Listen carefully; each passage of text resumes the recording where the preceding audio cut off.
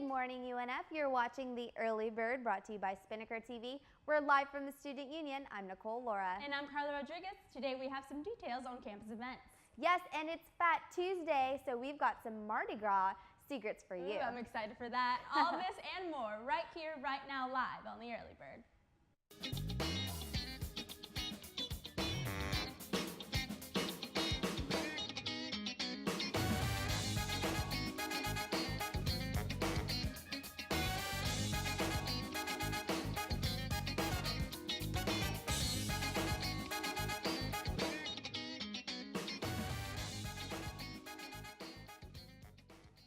This week is the ultimate of Greek weeks.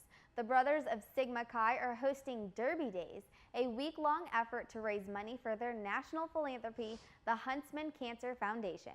Tonight is the Derby Darling pageant at 7 p.m. in the Student Union ballrooms.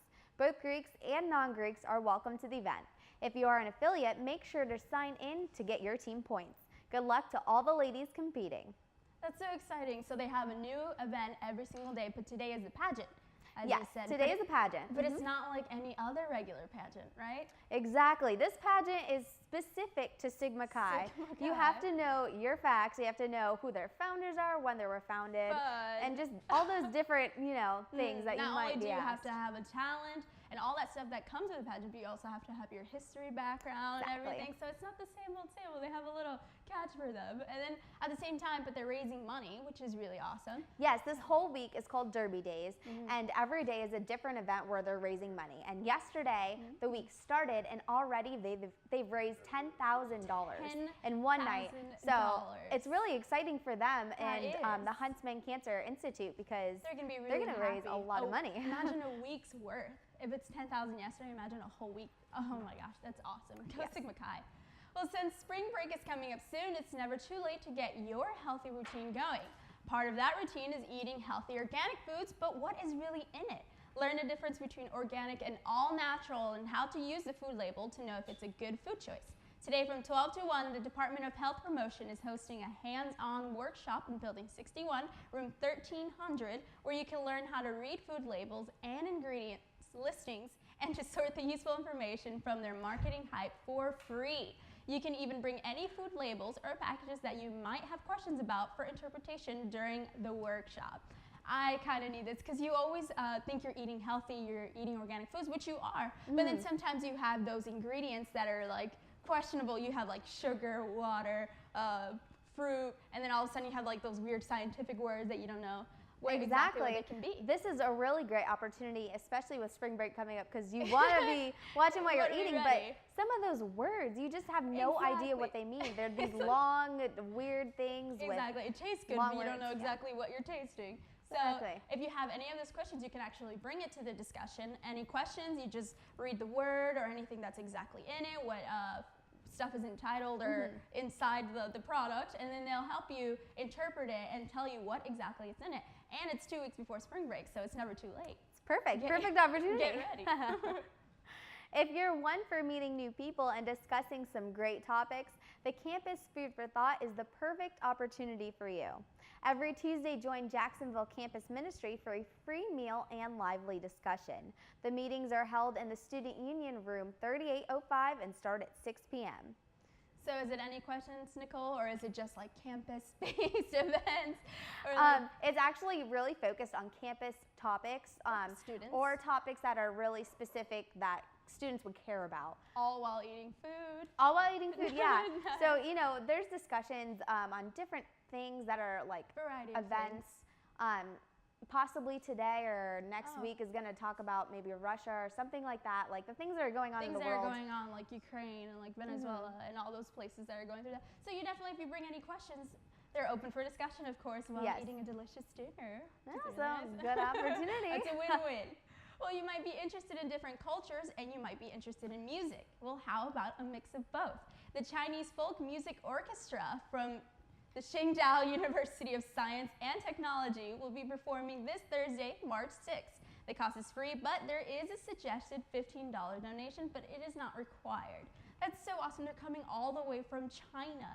Here to UNF. To UNF. And it's completely free, but they're asking for donation, which would be nice since they did make an effort All to the come way from all the way China. to the U.S., Yes. which is really awesome. I'm sure their music is absolutely amazing. Beautiful. Though. Do you want to know a secret, though? Yes, I do. I actually played the clarinet. Did you really? Yeah, in band, orchestra. Very nice, very things. nice. But I've always wanted to learn like the violin or the cello and all that stuff because it looks so beautiful and they're just like going into it. They and are. I so wish I could play some instrument like that, but I can't. I've You never can, tried Nicole. though. But you can. Never I say don't know. you can't. Maybe one day. We'll see. Not as good as them. Clearly not. Maybe. Who knows? Maybe. You never know. All right, Ospreys. Well, it is that time of the day. It's the trivia question of the day. Ooh, what? 3 colors. You know the 3 colors that are in Mardi Gras. What are the colors? I think purple, green, and gold. Perfect. Yes. But what exactly do they mean? Do they represent? I don't know. I know it's something. I have a Pretty couple special. guesses. Like Few gold blushes. would probably be like wealth or money. Something purple. like that. I know purple means like royalty or something. Yeah, I think you're close. Right? But the answer is coming up right after the break.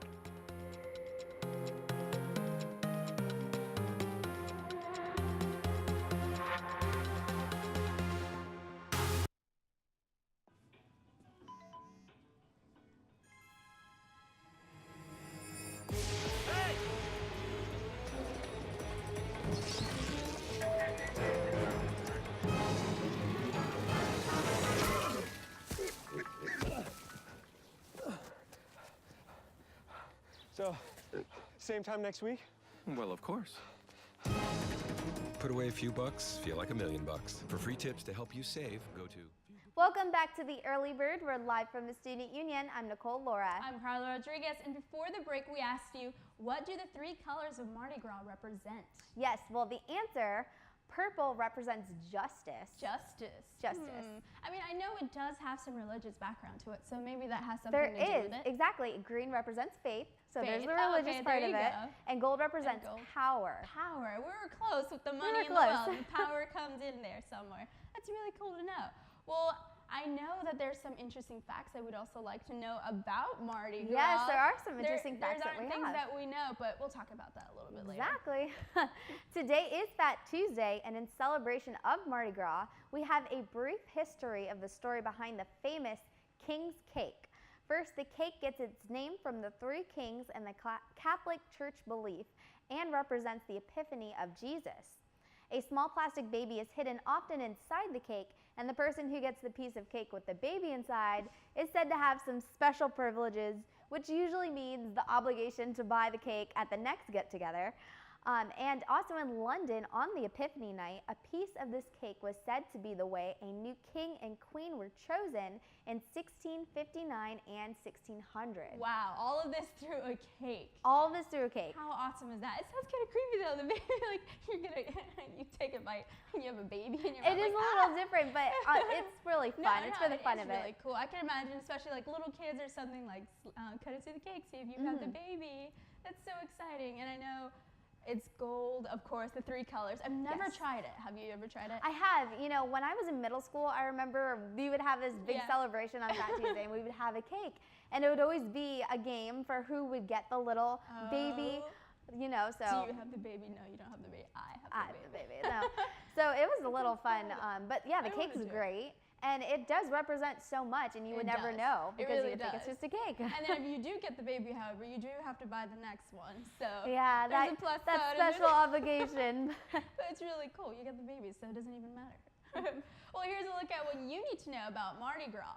A celebration held the day before fasting season of Lent begins on Ash Wednesday. Well, number 1, the typical attendance for Mardi Gras, if you didn't know, in New Orleans is about 1.4 million. Which is That crazy. is a lot of people. Crazy, But crazy. after Hurricane Katrina, however, it went down to 700,000, but that's still a large amount of people. Exactly. I can see why less people went because a lot of people were hit by this, but 700,000 people, that's a lot of people that still want to have their little fun at Mardi Gras. Well, Exactly. in 1837, did you know that the first Mardi Gras parade was held in New Orleans? That's when they pulled out the floats, the masks, everything all fancy. They've and been stuff. partying for a long time down there. 1837. That's a very long It's a time. long time. Do you want to tell us our last fact? Of course.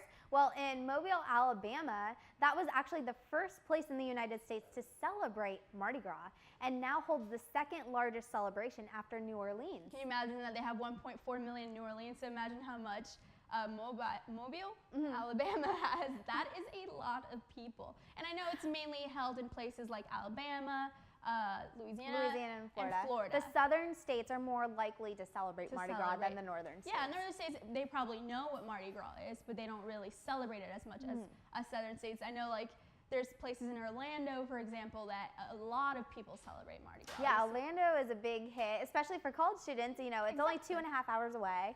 So if you wanted to have some fun, you could go down there. Road trip. Well, at Mardi Gras, people like to dance and some may even twerk. But can anyone twerk as well as this guy? Uh-oh.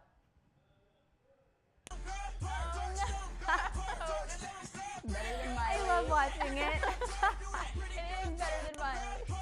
I don't know, that's the claim. The claim is that he is actually better at twerking than Miley Cyrus is. So, I don't know, there's a competition. I would like to see maybe both of them together and see who really wins. At the same time, can you imagine that? But I just love how realistic that little balloon thing is. It's just going up and down and just twerking everywhere.